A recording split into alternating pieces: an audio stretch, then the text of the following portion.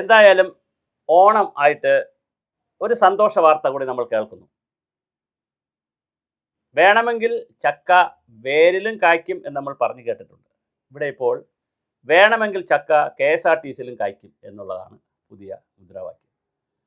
നമ്മളൊരു ഇച്ഛാശക്തിയോടുകൂടി പ്രവർത്തിച്ചാൽ, ഒരു ടീം ഉണ്ടായാൽ, ക്രിയേറ്റീവ് ആളുകളെയൊക്കെ കൂട്ടിയോജിപ്പിച്ച് അതിൽ രാഷ്ട്രീയവും മറ്റു കാര്യങ്ങളൊക്കെ മാറ്റിവെച്ച് നാട്ടിൽ കൃത്യമായി നല്ല ജോലി ചെയ്യുന്ന, അല്ലെങ്കിൽ സിസ്റ്റത്തിലുള്ള ഏറ്റവും മിടുക്കരായ ആളുകളെയൊക്കെ വെച്ച്, അല്ലെങ്കിൽ വരുന്ന ആളുകളിലെ മിടുക്ക് കൊടുത്ത് കണ്ടെത്തി അങ്ങനെ ഒരു ടീമായി നിന്ന് ചെയ്താൽ പല കാര്യങ്ങളും ചെയ്യാൻ പറ്റും എന്നതിൻ്റെ ഒരു തെളിവ് കൂടി KSRTC തെളിയിക്കുകയാണ്.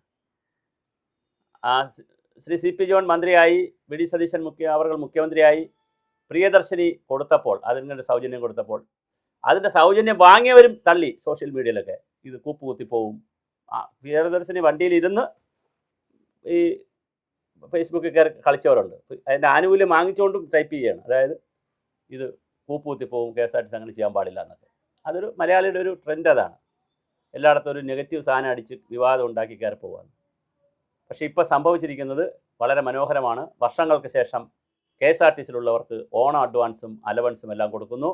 ബോണസിന് അർഹതയുള്ളവർക്ക് ബോണസ് കൊടുക്കും, അല്ലാത്തവർക്ക് 3000 അലവൻസ് കൊടുക്കും, 10,000 രൂപ അഡ്വാൻസ് കൊടുക്കും.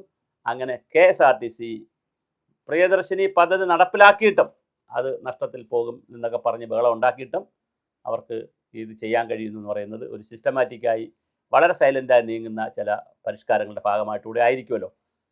KSRTCയെ സംബന്ധിച്ച് പ്രിയദർശിനിക്ക് നഷ്ടമുണ്ടാവില്ല, കാരണം അത് ഗവൺമെൻറ്റാണ് ആ പണം കൊടുക്കുന്നത്. അതുകൊണ്ട് ഓരോ മാസവും 60-70 കോടി രൂപ ഗവൺമെൻറ്റാണ് കൊടുക്കുന്നത്.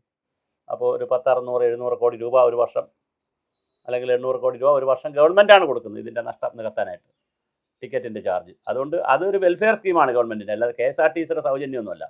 കേരള സർക്കാരിൻ്റെ വെൽഫെയർ സ്കീമാണ്, UDF സർക്കാരിൻ്റെ വെൽഫെയർ സ്കീമാണ്. ഒരു അട്രാക്റ്റീവായിട്ടുള്ള വെൽഫെയർ സ്കീമാണ് സ്ത്രീകളുടെ ശാക്തീകരണത്തിന് വേണ്ടി. സ്ത്രീകളെ കൂടുതൽ യാത്ര ചെയ്യിക്കാനും അതിലൂടെ അവർക്ക് കിട്ടുന്ന ഒരു എംപവർമെൻറ്റും അവരുടെ തൊഴിലവസരങ്ങളും, ചെറിയ ജോലിക്ക് പോയാലും അവർക്ക് ഇതും കൂടെ ഒരു വരുമാനമായിട്ട് ഇതും കൂടെ കയ്യിലിരുന്നാൽ, ഇപ്പോൾ എല്ലാ ദിവസവും 50 രൂപ അല്ലെങ്കിൽ 50 രൂപ ഒരാൾ യാത്രയ്ക്ക് വേണ്ടി ചെറിയ ദൂരത്തിൽ പോയാൽ പോലും അങ്ങോട്ടും ഇങ്ങോട്ടും പോയാൽ 1500 രൂപ ആകുമല്ലോ. അപ്പോൾ 1500 രൂപ കയ്യിലിരിക്കുമല്ലോ. അപ്പോൾ ചിലർക്കാണെങ്കിൽ 100 രൂപയാകും. ഗ്രാമങ്ങളിൽ നിന്ന് ടൗണിൽ വന്ന് ജോലി ചെയ്തിട്ട് പോകണമെങ്കിൽ 100 രൂപയ്ക്കാകും അവർക്ക് ഒരു ദിവസം. അങ്ങനെയാണെങ്കിൽ 3000 രൂപ അവരുടെ കയ്യിലിരിക്കുമല്ലോ മാസം. അപ്പോൾ അതൊരു വലിയ അസറ്റാണ് അവരെ സംബന്ധിച്ച്, സാധാരണ ജനങ്ങളെ സംബന്ധിച്ച്. ഉദ്യോഗസ്ഥരെയും വ്യവസായികൾ അങ്ങനെ പ്രമുഖരെ സംബന്ധിച്ച് കഥയില്ല, പക്ഷേ ഞാൻ സാധാരണ ജനങ്ങളെക്കാരെയാണ് പറഞ്ഞു. എന്തായാലും പ്രിയദർശിനി കൊടുത്തപ്പോൾ വീണ്ടും നഷ്ടത്തിൽ പോകുന്നൊക്കെ പറഞ്ഞാൽ KSRTCക്ക് ഒരു നഷ്ടമല്ല പ്രിയദർശിനിയായിട്ട്, കാരണം സർക്കാരല്ലേ പൈസ കൊടുക്കുന്നത്, ഖജനാവിൽ നിന്ന് പൈസ കൊടുക്കുകയല്ലേ. അപ്പോൾ എങ്കിലും KSRTC സ്വയം കാലിൽ നിൽക്കാൻ തുടങ്ങുന്നു. പിന്നെ അതുപോലെ തന്നെ ബസ്സുകൾ പല ആളുകളും 40 ലക്ഷം 50 ലക്ഷം കൊടുത്ത് കോപ്പറേറ്റീവ് സൊസൈറ്റികൾ, കോപ്പറേറ്റീവ് ബാങ്കുകൾ, ലാഭത്തിലോടുന്ന 100-100ഓളം കോപ്പറേറ്റീവ് ബാങ്കുകൾ ബസ്സുകൾ വാങ്ങിക്കൊടുക്കാൻ തീരുമാനിച്ചിരിക്കുന്നു. കൊച്ചിയിലൊരു ബസ് വാങ്ങി കൊടുത്തു കഴിഞ്ഞു. പിന്നെ അങ്ങനെ പലതരത്തിലുള്ള പുതിയ പുതിയ പരിഷ്കാരങ്ങൾ, വളരെ വലിയ പരിഷ്കാരങ്ങളാണ് KSRTCയിൽ നടന്നുകൊണ്ടിരിക്കുന്നത്. അത് KSRTC രക്ഷിക്കട്ടെ.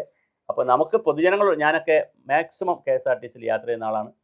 ട്രെയിൻ അപൂർവം ദൂരെ പോകുന്നെങ്കിൽ പരമാവധി ഞാൻ KSRTC പോകും. ഇല്ലെങ്കിൽ മാത്രമേ ട്രെയിനിൽ പോകാറുള്ളൂ, ഇല്ലെങ്കിൽ പിന്നെ മറ്റ് കാറൊക്കെ ഉപയോഗിച്ച് പോകാറുള്ളൂ. അതുകൊണ്ട് പരമാവധി നമ്മൾ ചെറിയ യാത്രകൾ മുതൽ പരമാവധി പോകാൻ പറ്റുന്ന യാത്രകളെല്ലാം ബസ്സിൽ തന്നെ യാത്ര ചെയ്യണം. പൊതുഗതാഗതത്തെ ശക്തിപ്പെടുത്തണം. അതിലൂടെ നമുക്ക് അന്തരീക്ഷത്തിൻ്റെ മലിനീകരണം, കാരണം 10 കാർ പോകുന്നതിനേക്കാൾ ഒരു ബസ് പോകുന്നതിന് രണ്ടും തമ്മിൽ വ്യത്യാസമുണ്ടല്ലോ. കാരണം ഒരു ബസ്സിൽ 60 പേര്, ചിലപ്പോൾ 100 പേര് വരെ, 60ആണ് സീറ്റെങ്കിൽ ചിലപ്പോൾ 100 പേര് വരെ ഒരു ബസ്സിൽ പോകും. 100 പോയാൽ 10-75 പോകും. അത്രയും പേര് കാറിൽ പോകണമെങ്കിൽ 10-15 കാർ വേണം. അപ്പം ട്രാഫിക് ജാമിൻ്റെ പ്രശ്നമില്ല, ആക്സിഡൻറ്റ് കുറയും. കാലാവസ്ഥ കാർബൺ ന്യൂട്രൽ എന്നൊക്കെ ആക്കണമെന്ന് പറയുമ്പോൾ, ഹരിത യാത്ര എന്നൊക്കെ പറയുമ്പോൾ പൊതു സംവിധാനത്തെ നമ്മൾ മെച്ചപ്പെടുത്തുകയാണ് വേണ്ടത്. അത് ഏത് സർക്കാർ ഇരുന്നാലും അതിനെ മെച്ചപ്പെടുത്താൻ വേണ്ടത്. അപ്പോൾ KSRTC ഇപ്പോൾ കുറേ കൂടി പങ്ക്ച്വലായിട്ടുണ്ട്. പിന്നെ എനിക്ക് ഒരു നിർദ്ദേശമുള്ളത്, ഈ വീഡിയോ മിനിസ്റ്ററോ അല്ലെങ്കിൽ മിനിസ്റ്ററുടെ ടീമൊക്കെ കാണുകയാണെങ്കിൽ എനിക്ക് ഒരു നിർദ്ദേശമുള്ളത്, ഇപ്പോൾ നമ്മളൊരു സ്ഥലത്തേക്ക് യാത്ര ചെയ്യുമ്പോൾ 71 രൂപ, 69 രൂപ, 68 രൂപ, 57 രൂപ ഇങ്ങനെ ഇത് വരും. അത് ഫെയർ സ്റ്റേജ് വെച്ച് കാശ് ഫിക്സ് ചെയ്യുന്നതുകൊണ്ടാണ്. അതെന്തുകൊണ്ട് റൗണ്ട് ചെയ്ത് 95-ന് ശേഷമുള്ളത് 100 ആക്കി, 101 102 ഉണ്ടെങ്കിൽ അതും 100 ആക്കി, 5 രൂപ അങ്ങോട്ട് പ്ലസ് ഓർ മൈനസ് ഉള്ളതിനെ തൊട്ടടുത്ത റൗണ്ടിലേക്ക് റൗണ്ട് ചെയ്ത് കഴിഞ്ഞാൽ ആളുകൾക്ക് ചില്ലറ കൊടുക്കാൻ വളരെ സുഖമാണ്. ഇവിടെ നിന്ന് പാരിപ്പള്ളി പോകാൻ 126 രൂപ, അതെന്ത് കണക്കാണ്? അല്ല, 2 പേര് പോയപ്പോൾ അതിനെ 130 ആക്കാം, 2 പേർക്ക് 65 വീതമാക്കാം.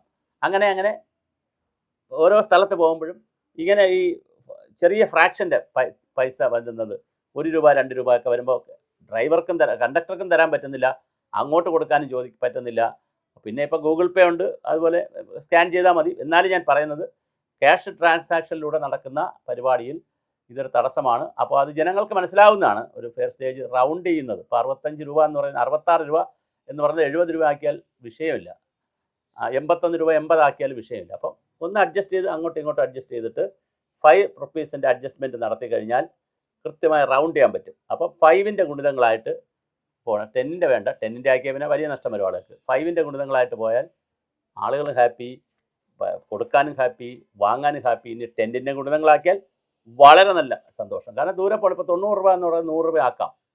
അത് വലിയ അത് ജനങ്ങളെ വിശ്വാസത്തിലെടുത്ത് ചെയ്യാൻ പറ്റുന്നൊരു കാര്യമാണ്. 85 രൂപ 90 ആക്കാൻ പറ്റത്തുള്ളൂ. അത് 100 രൂപ ആക്കുന്നത് സെറ്റല്ല, അത് ശരിയല്ല. അപ്പോൾ അങ്ങനെ ചെറിയ അഡ്ജസ്റ്റ്മെൻറ്റിലൂടെ റൗണ്ട് ചെയ്ത് അടുത്തതിലേക്ക് കൊണ്ടുപോകാം. അപ്പോൾ ഇത്തരത്തിലുള്ള അഡ്ജസ്റ്റ്മെൻ്റ് എല്ലാം നടന്ന് KSRTC സമ്പൂർണ്ണ ആരോഗ്യത്തോടെ വാഴട്ടെ. എന്തായാലും ഓണത്തിന് വലിയ സന്തോഷമാണ് ഈ പറയുന്ന ടീമിന്. അവിടുത്തെ ഉദ്യോഗസ്ഥരെ സംബന്ധിച്ചിടത്തോളം അവർക്ക് 10,000 രൂപ അഡ്വാൻസ് കൊടുക്കുന്നു. പിന്നെ അവരെ സാലറിയിൽ നിന്ന് പിടിക്കും. പിന്നെ ബോണസ് അർഹതയുള്ളവർക്ക് ബോണസ് കൊടുക്കുന്നു. ബോണസ് ഇല്ലാത്തവർക്ക് 3,000 രൂപ ഇത് കൊടുക്കുന്നു. പെൻഷൻകാർക്കും ആനുകൂല്യം 1,250 രൂപ മറ്റേ ആയിരിക്കും, അതും കൊടുക്കുന്നു. എന്തായാലും വളരെ വലിയ സന്തോഷം.